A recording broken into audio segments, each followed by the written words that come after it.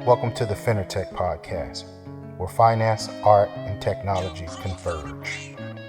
We're your hosts, Yolanda and Sarad. I got drip and I got soul, so I got drip, so they gotta feel me before I go out or I flee. Little mama know it cool, ain't got no fleece. Tryna rule the world, I let these run the street. I came up once before, that mean I can repeat. And I gave y'all number truth whenever I'm on the beat. Hello, everyone. My name is Yolanda Rush. I am the co-host of the Finartech Podcast. I'm here today with my co-host, Sarad Davenport. What's up, everybody? Sarad Davenport. I'm back. We back. And we got a special guest today, the one and only Cherese Pendleton. And it's about to be live today. And I would just, before we get started, I want everybody to know that Cherese is a realtor. Cherese is a connector, social media connector. And Cherese is one who just gets everybody together to do amazing things. And we're going to talk a little bit about that today. And we're going to get into some of the things that Cherese does. But first of all, Cherese, welcome. So let's give it up. Let's give it up. Thank you for having me. What's up, everybody? Hey, I'm a connector in real life, too. In real life. Exactly. So, let's get into it a little bit. Tell us a little bit about yourself. You can start anywhere, about yourself, what you do, and then we'll get into the conversation. Okay. Well, thanks again for having me. I love what you guys are doing with your podcast. Keep it up. I'm a fan. I'm a sub and a fan. But yeah, my name is Cherese Pendleton, and I help families build generational wealth through real estate, aka I sell residential real estate. And I've been a realtor for over a decade, working mostly in the Charlottesville area, but now I live in Richmond, like in the Short Pump area. But all of my family is in Charlottesville, so I very much I'm in Charlottesville a lot. I work in Charlottesville and Richmond, but I can sell anywhere. But my license is in the Commonwealth of Virginia. Hey. And I am a new content creator. Mostly, I do some things on social media, but I don't really, I think probably Facebook is more of my focus because I think that's more of the people that I serve. I think they're mostly on Facebook, the demographic. But, I do some things on Instagram because I like their reels. I like, creating reels on Instagram. And I just started my YouTube channel. It's called Living in Richmond, Virginia with Cherese. And basically, I should have started my YouTube channel years ago when my brother, who is up in heaven with my dad and family, when he started telling me years ago that I needed to start a YouTube channel. My brother was like way before his time, Greg. Absolutely. And he told me that I needed to start a YouTube channel. And I was like, are you kidding me? Like, I'm not starting a YouTube channel. Like, I think I'm an extrovert, but at the same time, I don't really like to put a lot of focus on myself like that, like on camera like that. And people are surprised because like, I'm always like doing a selfie or something like that. But that's because I have to right now because I'm in real estate and I gotta I can't be like the secret agent. I gotta put myself out there. At the same time, I don't always like talking about real estate all the time because I just don't. It's boring. I do more than that. I'm more than that. Wow. And so anyway, I'm really excited about my channel on YouTube. I'm just kind of I'm new at this, so I'm just learning from my mistakes, and hopefully I can actually turn that into another stream of income, which everyone should have at least 2 streams of income. So I'm really working towards my client finding me there, like from out of town, like mostly like relocation. So, Uh-huh. Cherese, let me Yeah. so let me ask you, one of the things that really intrigued me about your marketing in terms of being a Mhm. realtor is you with the video marketing by way of YouTube. Like, I see Okay. you really stepped into that. Like, what Mhm. was your motivating factors behind the whole YouTube piece? Motivating first was my brother, that suggested that I start a channel, over 10 years ago, because he was like, you just need to, you just have to. And so that kind of, I feel like I'm behind. And also too, I spend a lot of time on YouTube. I mean, I don't have cable. I We haven't all had cable for do. like 5 years or something like that. And I watch a lot of podcasts on YouTube. So I'm like, why am I being a consumer and not a creator? Right. Why am I not getting on this check? And instead of watching, all these hours, like I need to create content and I need to be on here as well. Because I mean, Right. it's not hard to do. Well, but also let's go back to what you just said. There is a monetary value with Mhm. YouTube. And so I know Yeah. you tapped into that as an agent. And so is that your goal to also tap into some of that YouTube bread? Yeah, hell yeah. Okay.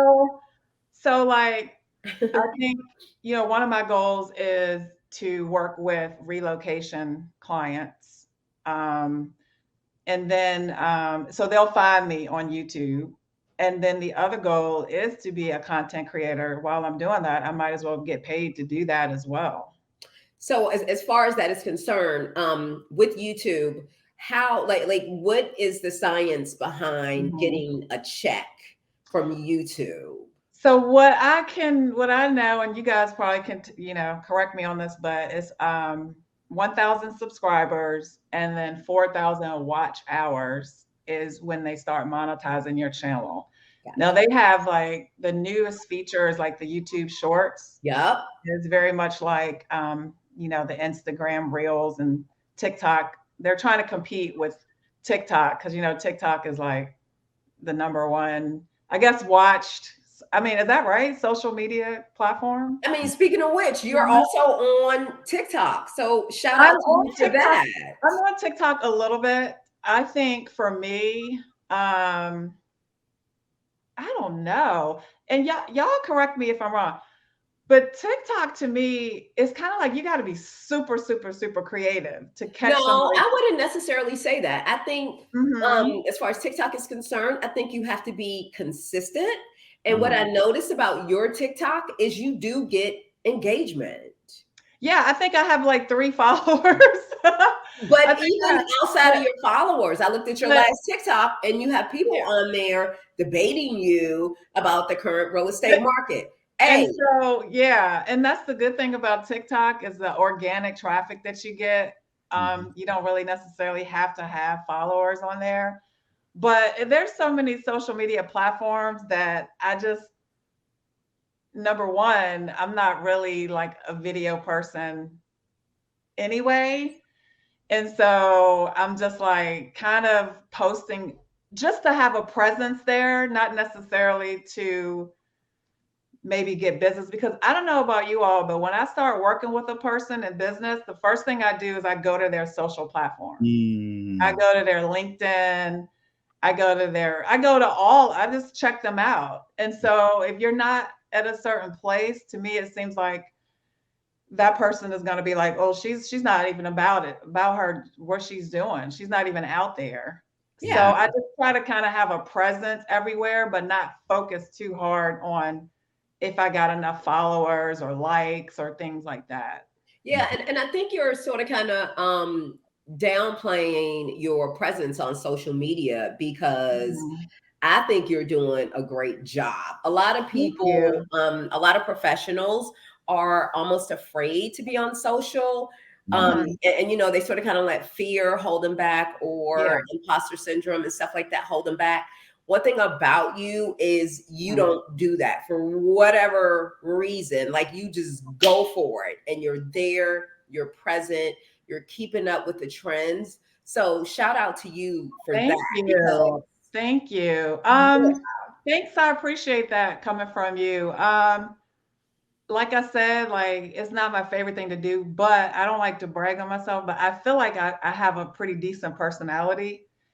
And I feel like I watched some person, I can't remember who it was in real estate, and they were like, right now, you need to put your personality on 10. Mm-hmm. You do, because you need to turn up. We're buying into you. Yeah. Not just what you're selling. We're also buying into you. And guess what? This is my authentic self. Correct. What you see on social media is what you get offline.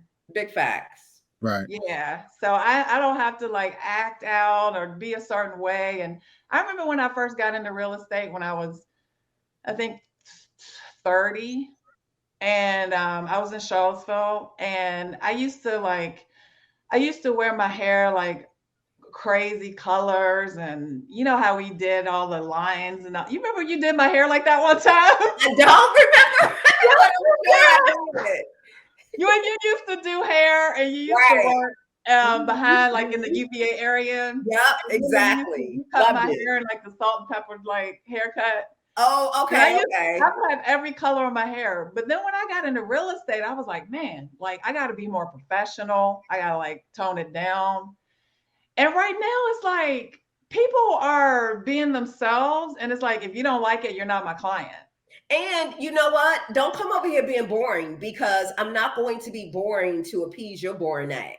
Exactly. Right. Yeah. Maybe this isn't the working relationship for you. Yeah. And it's like, you really do have to find your tribe, because you're not for everybody. Everybody's not for you. And I realize that certain people not going to like me. There's certain people, we might watch both the same YouTube channel and you're like, oh, I can't connect with that person. And I'm like, really? I love that person. Like, exactly. Like this person, you know what I mean? So it's like, you really do have to find your audience. You do. And if folk are looking for Mima, you're not the person. Yeah. And if you're looking for somebody that's like real estate all day, 24/7, every day, I'm not that person either. I mean, I do talk about real estate, but like I do other things too. I mean, just like the Living in Richmond channel, like I'm going to start, well, not start, but I already have like uploaded shorts about like different restaurants, different openings, like basically like things, what is there here to do in Richmond? Or, you know. I want to back up a little bit, because you drop a whole lot of stuff. Oh. And I want to back up, because you talked about this commitment to generational wealth, right? Yeah. Like, why? Like what got you to that point where you felt like that was part of your purpose? And like, talk to us a little bit more about that generational wealth situation. That's a good question. My main point was when I started having, well, I didn't have them, but I do have grandkids. Mm-hmm. And Aiden is 10 and Desmond is 6. Mm-hmm. And that right there, that just made me just like, hey, I want my grandkids and generations after that to know who I am.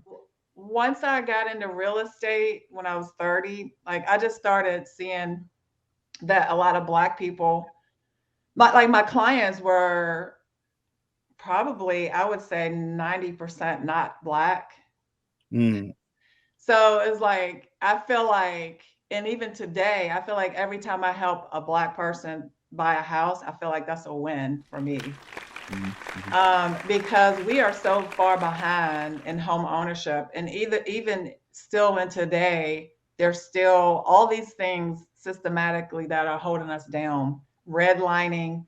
Look at, you can Google Bank of America, Wells Fargo, how they we're not getting the same loans as white people are getting. The It's just appraisers are out here yeah, judging us. yeah, like that. There was this couple on TV that was saying their house wouldn't appraise. You know, their whole neighborhood wouldn't appraise for the same amount as, you know, a white neighborhood. So it's like you can watch people like Robert Kiyosaki. Is that how you pronounce his name? He's a Rich Dad Poor Dad. He wrote the Rich Dad Poor Dad book. So I don't even, sometimes I watch, like I do like the book, but sometimes I watch them and sometimes I don't, because like they swear up and down that real estate is a liability and not an asset.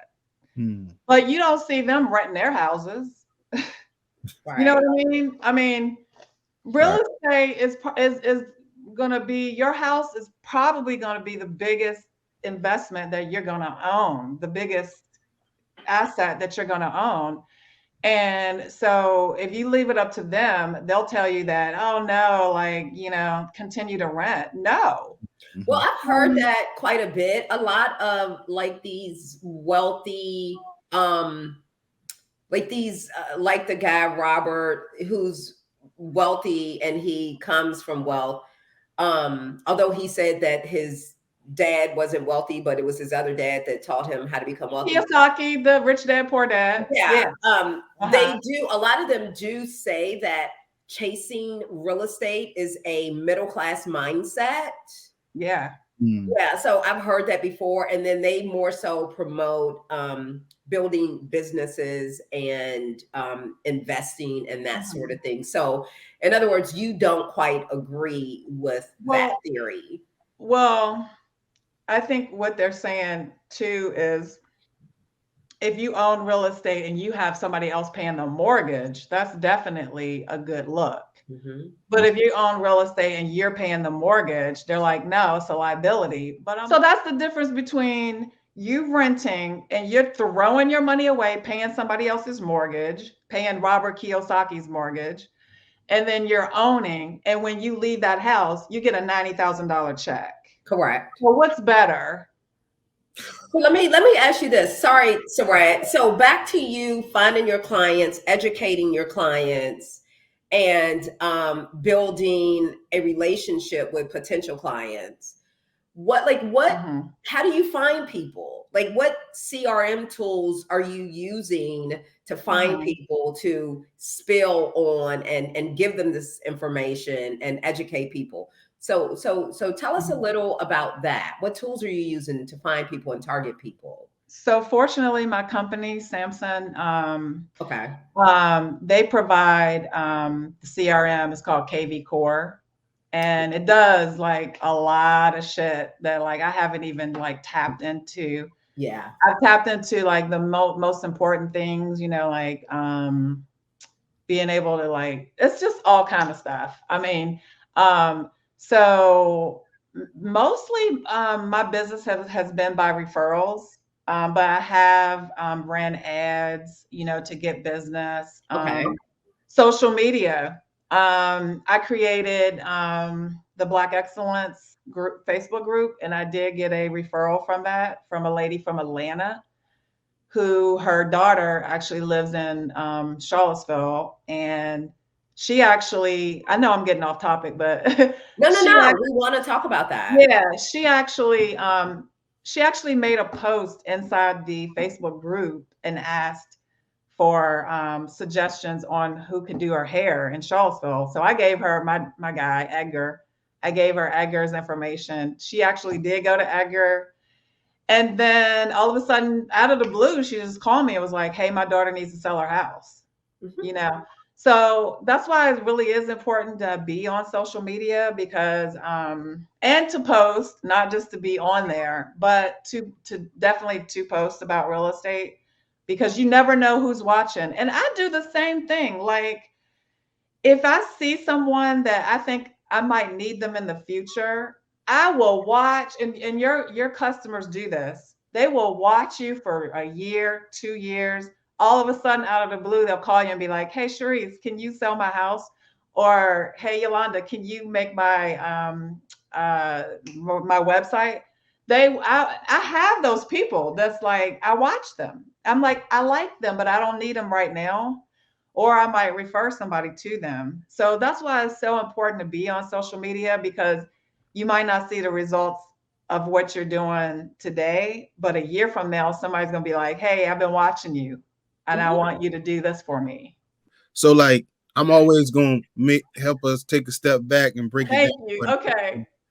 Y'all dropped some acronyms, right? You said you said CRM.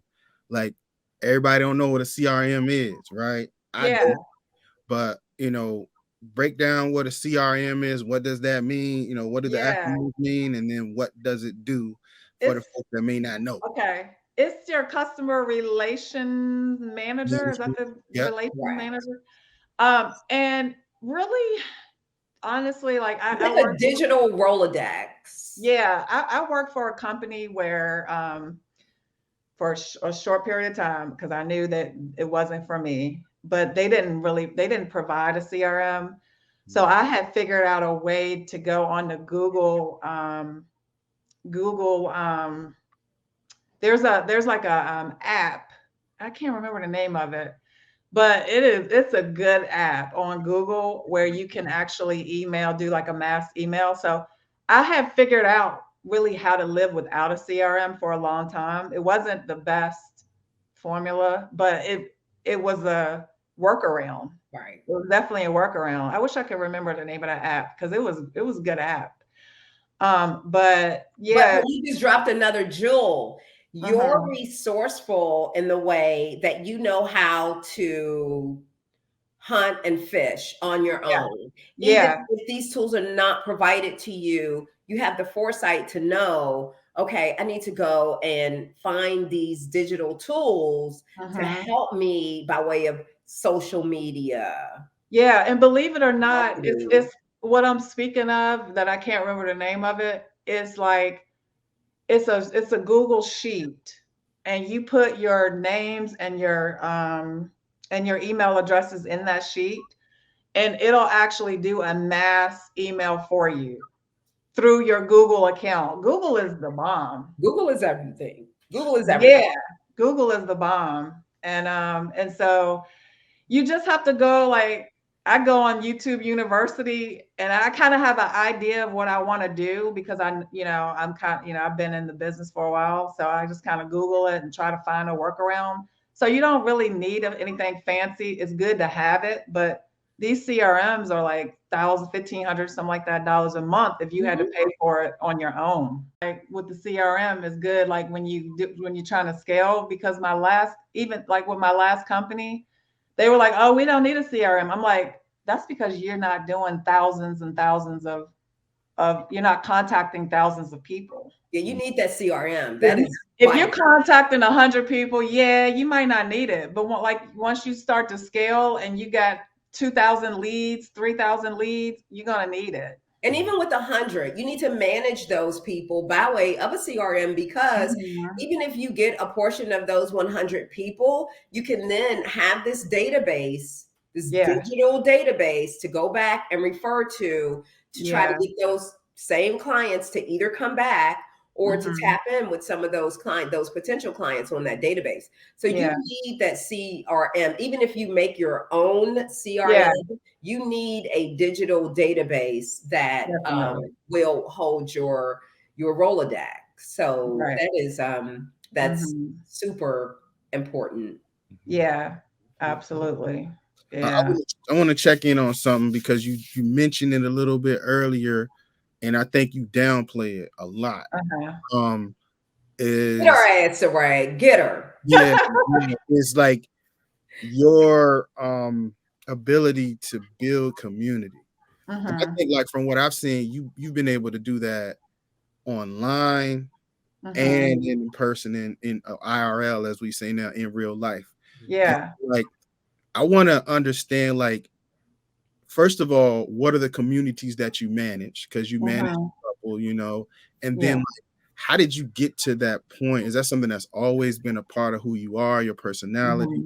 And then, like, what were some of your tactics? Because I've been watching it, and like some of the things you did to build that online community, like, you're persistent, you're consistent, and like what are the things that are like tricks of the trade for people that are trying to build communities or, you know, become part of the communities that you build?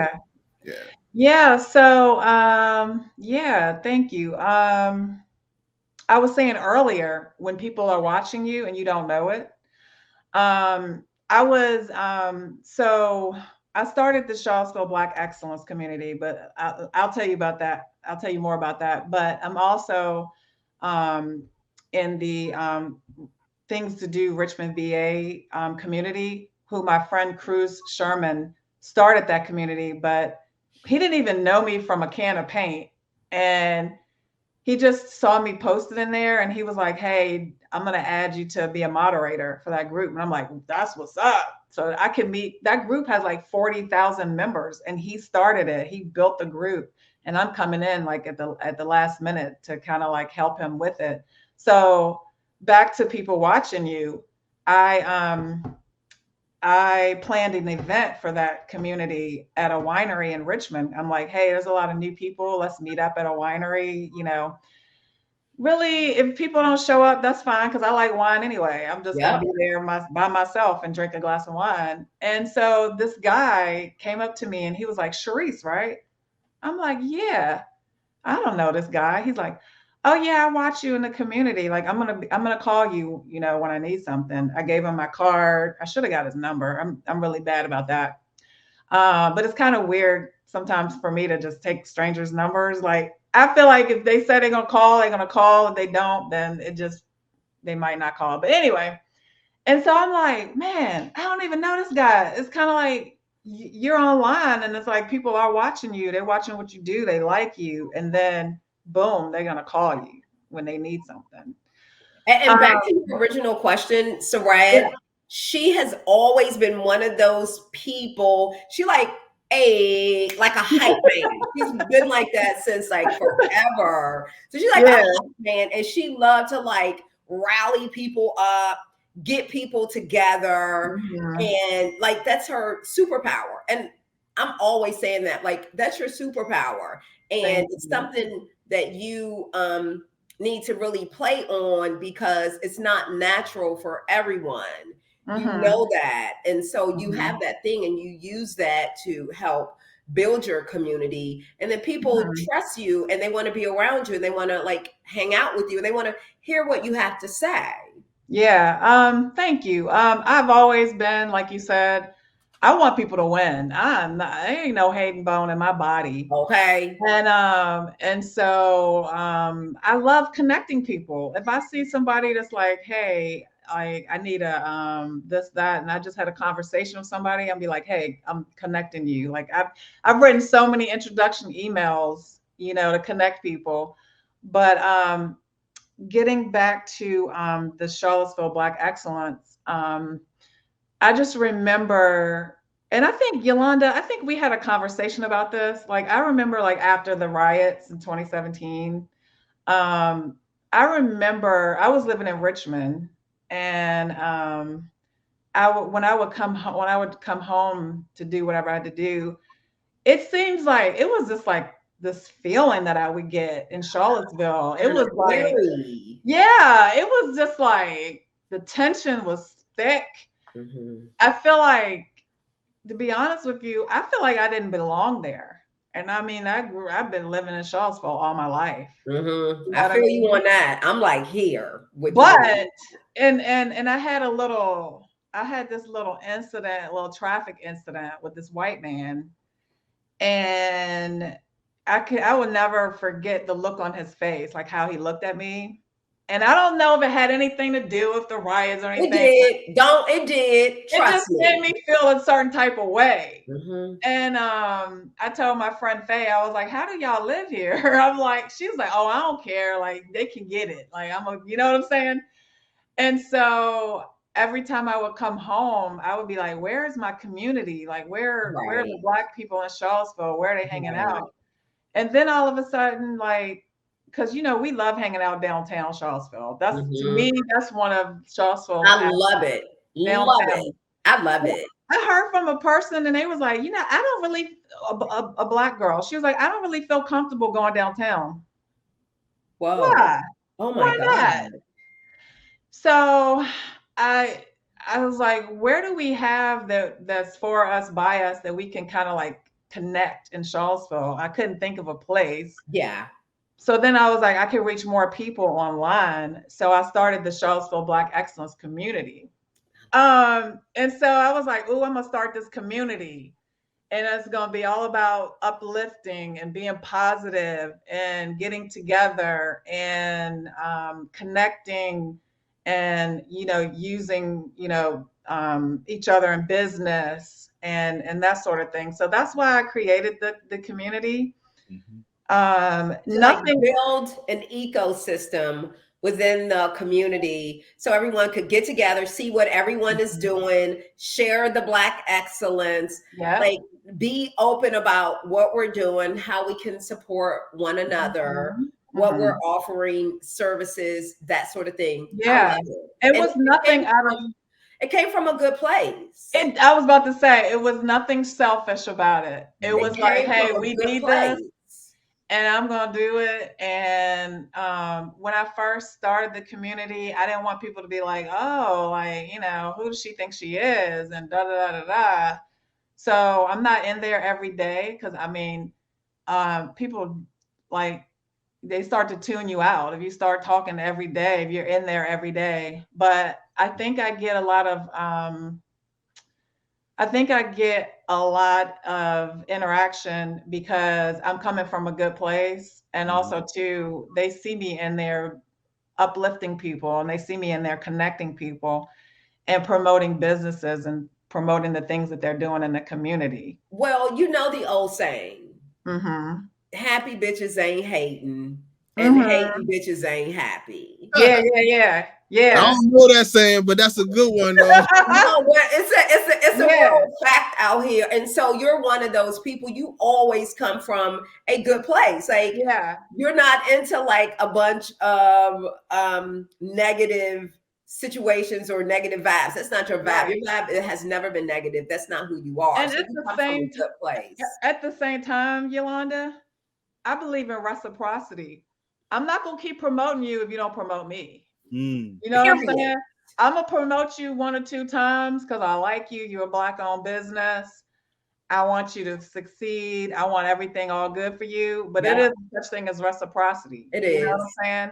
And that's what I tell people when they come in the community. Don't just post your shit and not support somebody else because people will see that. Like you got to support other people. Go in there.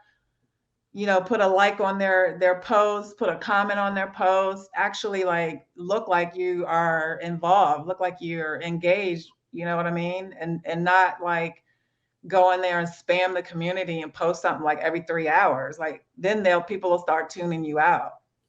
Well, let me tell y'all something out there in Facebook world. Cherese will kick you out of the group.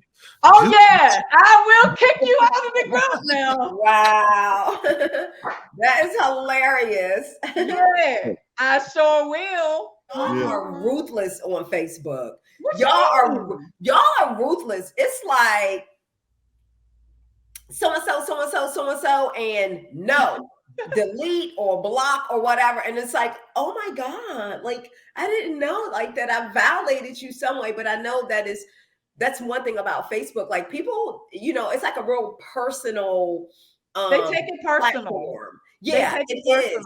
But I also know that when you go to join a lot of these professional groups, or if you buy services online, a lot of people, the first thing they do is they direct you to their Facebook private environment or page or whatever. So it's imperative. And I see where it really works. But I also know y'all ruthless out there on Facebook.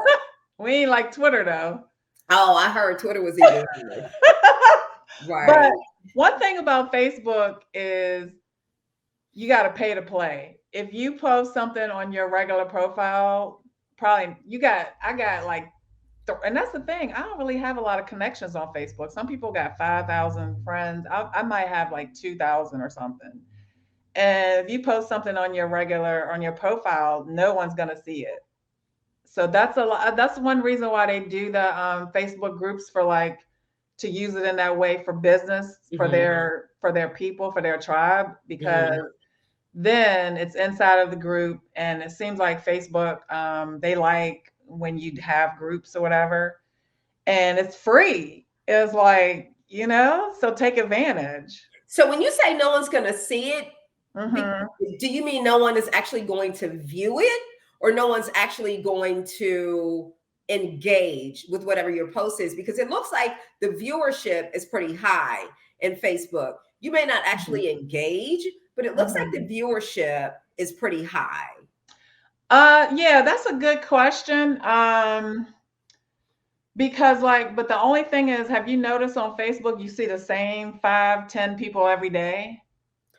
I can't speak to that because I'm not a Facebook user, but I know what you're saying. Okay, so, I got you. So Facebook, you don't see all 2,000 of your friends' posts. Oh, so the algorithm that's like real jacked up over there.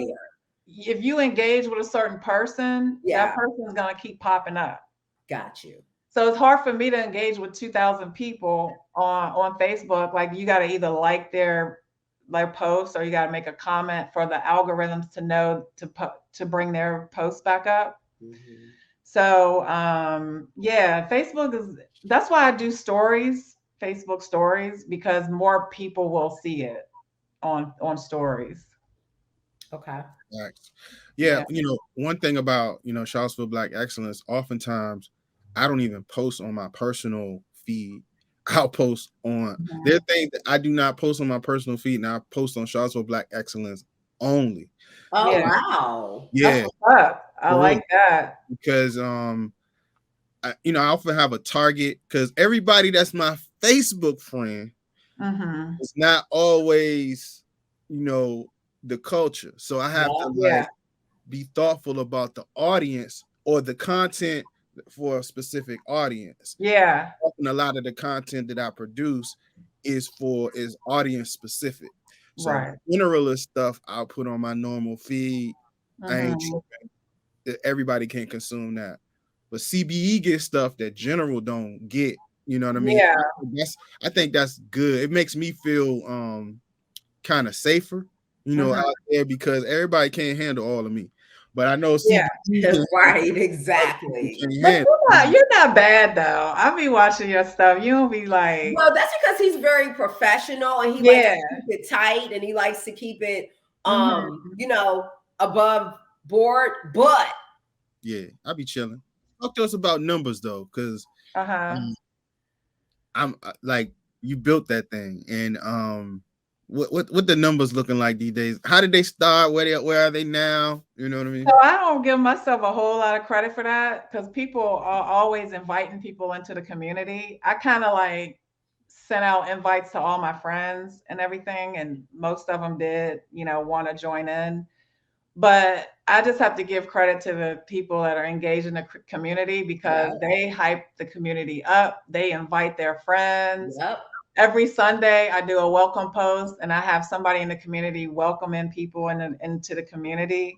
And I love it when somebody posts, and I hear people say, I have made a connection in that group. Mm-hmm. Like, that's all I want to hear. That's all I want to hear. And I get people, I watch, if I get it, or somebody else get the request to join. And I've heard from professional UVA people oh, I'm so glad that this group exists. They coming from out of town. They come into Charlottesville. I got a football mom that was like, I want to know what's going on in Charlottesville. I'm so glad that this community exists. That shit hypes me up. It's like, oh, good. We out here doing something good. Yeah. You know what I mean? I would love for you to translate your digital presence and just all of your positive vibes into a real live meet and greet networking event. Yeah. Which is not for everyone, but for those of us that really want to network, get to know people for whatever reason, share your services, share your strengths, share your weaknesses, or just connect with the community. I would love to see you do something with your community outside of the digital world, because you're an experience on your own. People are sort of kind of missing out by not like getting to feel your real energy and your real vibe.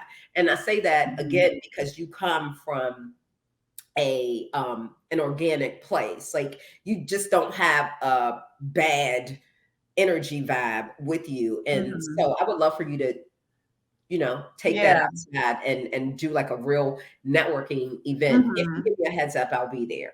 Yeah. So I that is one of my plans because there's a young lady in the community. I sent her a friend request and she did accept it. She's new to Charlottesville.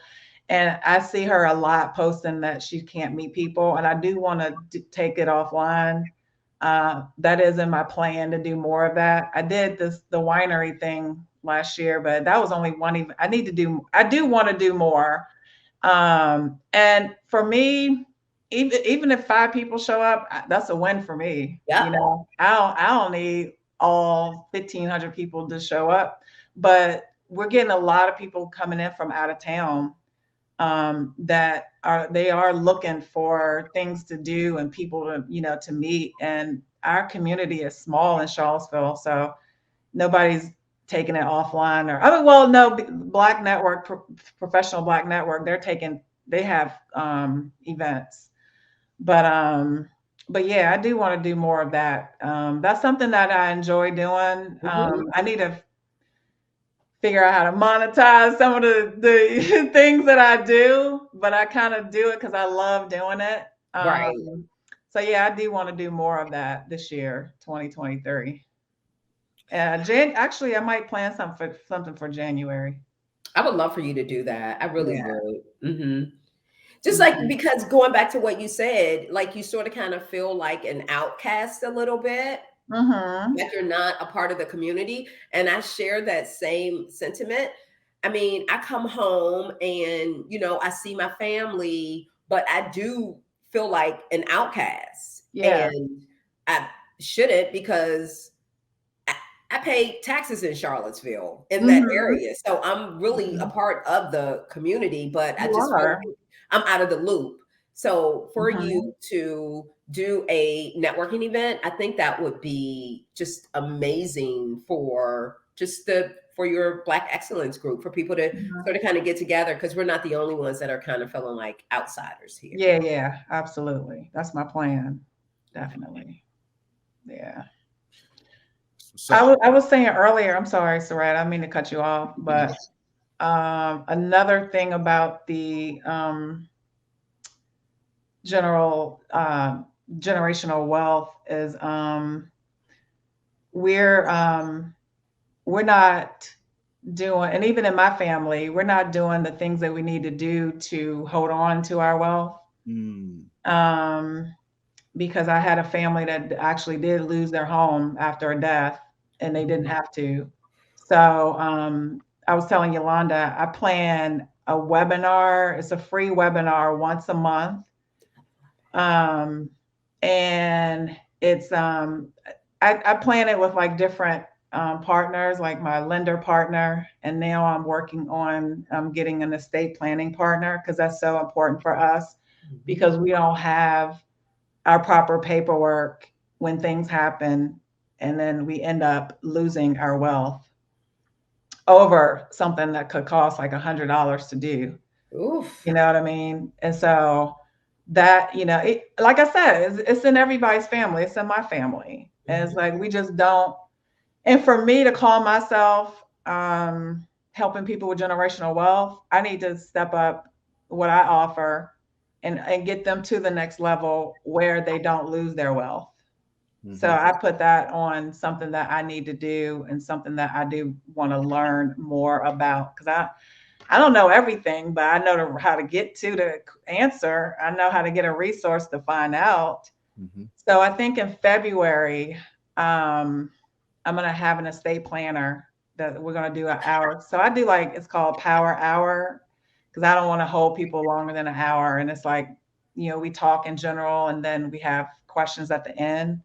But definitely that estate planning is so necessary in order for you to keep your wealth going in your family. Yeah. So tell us, because you like, I want to know, I'm like, how do we get on these webinars? What are the logistics of getting on these webinars, and then how do people kind of stay connected to what you're doing so that they can stay plugged in? So I do post about the webinars, and I was trying to do like the same, like the first Thursday in a month, but something happened in November that we had to do a different week.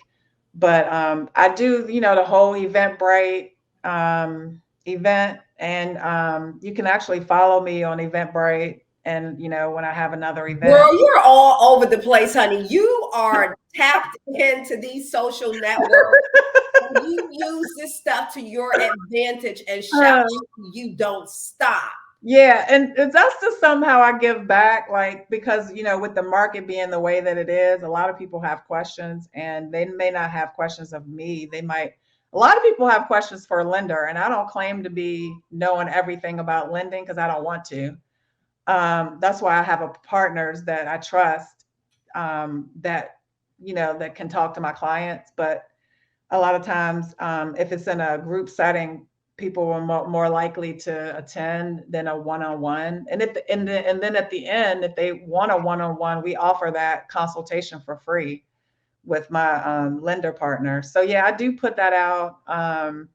And I like doing that on LinkedIn because I don't know if y'all know this, but LinkedIn have an events platform where you can add an event on LinkedIn and you can invite all of your connections. And so for me, that's a way that I don't have to be in somebody. You know how you on LinkedIn and like 5 minutes after you could accept somebody, they in your inbox? I don't like that. Like, give me a couple days, yo. Like, you're like, I just hit accept, like, and then you're trying to sell me something within five minutes. So hello, they're like, hello. Yeah, like, you want to buy my product? Yo, I just accepted your connection. So for me, LinkedIn on events are good because I'm connected to a lot of HR people. And so I throw my webinar out there, like, and then what happens is like they have to opt in if they want to accept the invitation. So right now I'm seeing a lot of people opt in, but they're not coming, they're not attending yet. But that's okay because they see me. They see me, and 6 months from now they might be like, "Hey, Cherese, can you come over to talk to my HR group or something about diversity and something about buying a house in Richmond?" So that gives me the opportunity to reach out to people that I wouldn't have really reached out to on LinkedIn. Is this a simple once a month, give them value? Just if you give people if you offer value to somebody and you're not trying to get something in return, it's like, oh man, like she's doing something good. Like, let me go ahead and share this webinar with my sister that's trying to buy a house or something like that. So it's definitely like helping me just to give value and not always expect something, from somebody. Right. And I think that's part of what you're doing in general. That's how I'm advocating for people to build community, is to demonstrate value, and then people join your community, and then you can create conversions based on the community that you build. You're trying to get these conversions, but you got to build a community before you get conversion. Yes. Nobody want to hear buy from me, buy from me, buy from me. Right. All the time. Like, buy from me. Like, what you like? Give me real corny. Yeah, give me some tips on how to take care of my hair. Give me some tips on how to take care of my skin. Like, give something, and then like I'm gonna get you back by buying something. You know what I mean? And don't worry about if your family and friends don't buy from you, because they might not even be your audience. Like, people that sell wigs, you might be my sister, but I don't wear wigs. That was a heck of an example. I'm sorry. Look, no shade. Listen, if you always welcome to the Finartech Podcast. We not listen. It's all good. You know what I'm saying? I don't gonna cut that part out because he's gonna have us down with Charlottesville fighting like this. I don't knock wigs. Right? I mean, because wigs look good, but I don't wear them, so I can't buy one from you. I mean, I can buy one to help you out one time, but I'm not gonna be your repeat client. You know what I'm saying? Back to your original point. And here's the thing. Hear me out, people. If you have a thing, a passion, a project, a business idea, something you want to start, if you come in with the mindset that you must have the support of your friends and family, you dead in the water. Ain't gonna happen. Dead in the water. Ain't gonna happen. Not gonna happen. You gotta get over that. You're gonna have to deal with that emotional thing. It hurts though. It hurts. Does hurt, but you gotta deal with that. That's what it hurts. I'm gonna tell you. If I see my cousin, if I see my cousin like, oh, I just bought a house through ABC Realtor, I'm like, okay, it just don't hurt. But then I'm gonna get over it. But you're gonna get over it because your friends and your family. I just did a post on that on my social. Stop trying to impress your friends and your families. They are not your client base. Move on, fam. Hey, can I say this? Can I say this real quick? I don't know how much time we have. We as Black people, we need to get more into the online, the what do you call it? The selling products online, the e-commerce. We need to get more into content creation, because at that point you are selling to people all over the world. You're not worried about Charlottesville, who buying from you in Charlottesville, who buying from you in Richmond, you know, that sort of thing.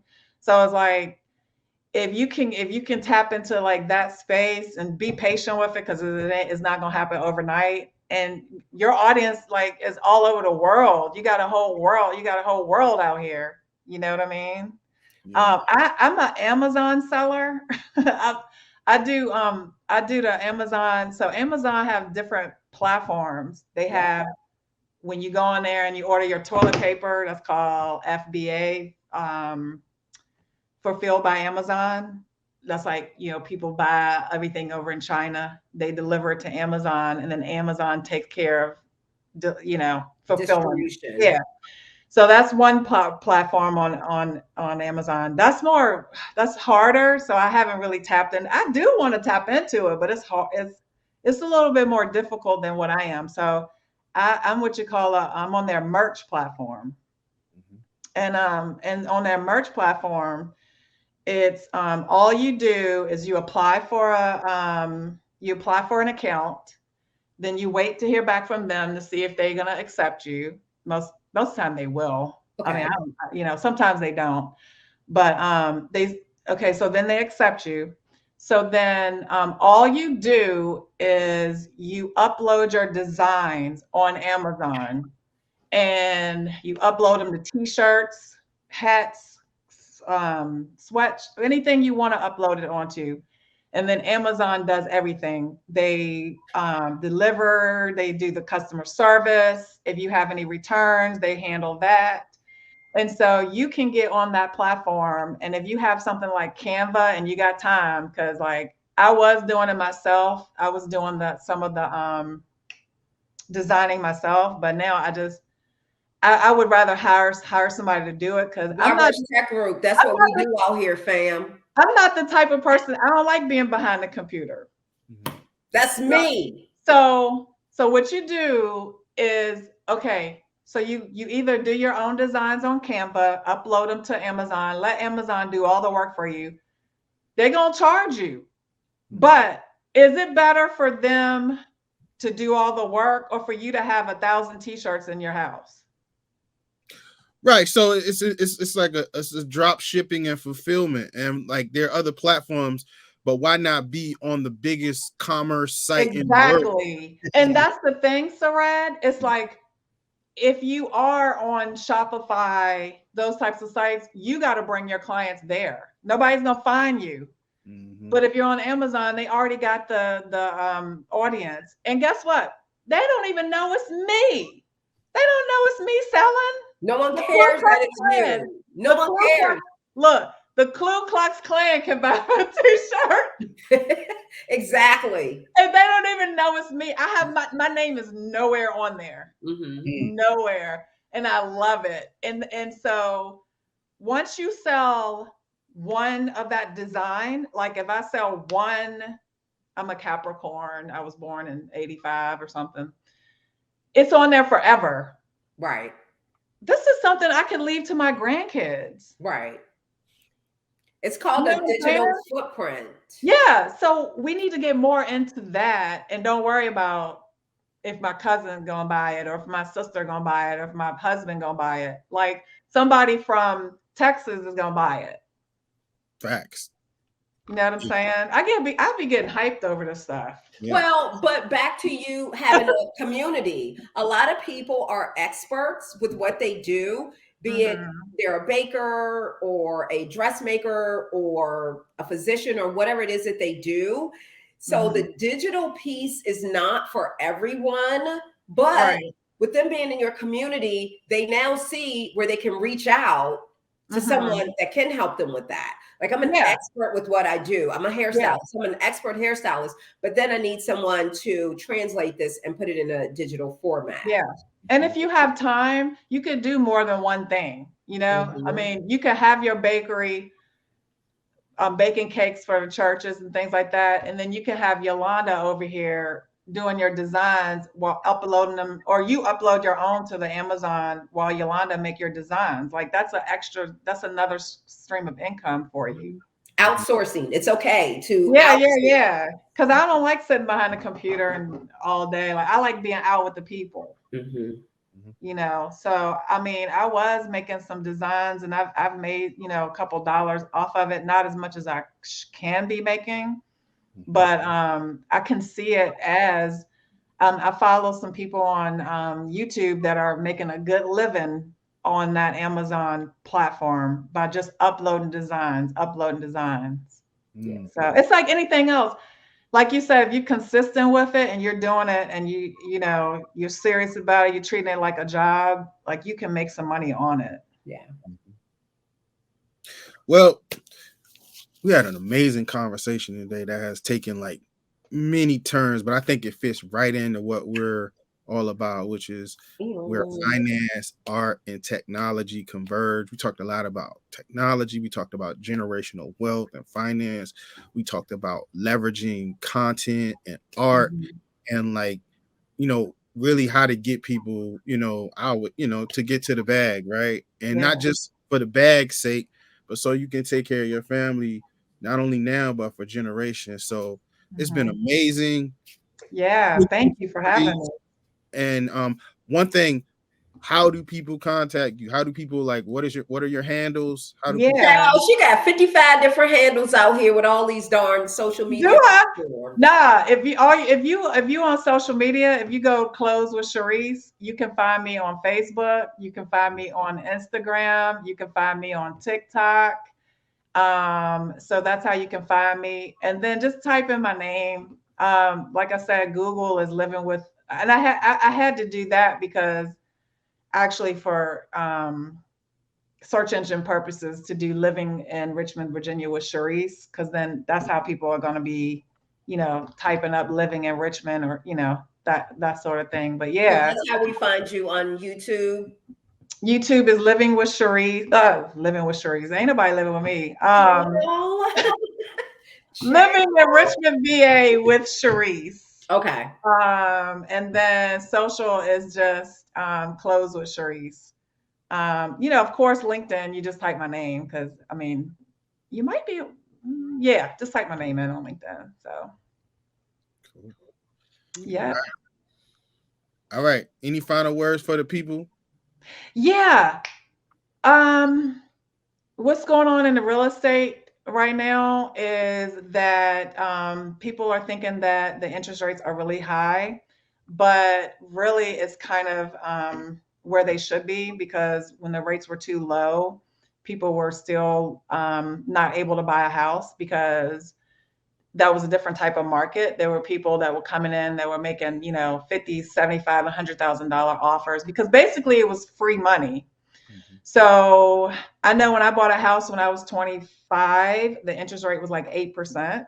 Right now it's probably closer to 7%. And the economist for the National Association of Realtors, he's predicting for next year that they're going to kind of level off to be 7%. So don't just because the interest rates was like 3% at one point and now they're 7%, don't let that stop you from buying a house. If you want to buy a house, just give me a call, look me up, send me a DM, whatever, and then I can help you do that. But yeah, thanks for having me. You guys are doing some important work here, getting the word out, and I really do appreciate you having me on.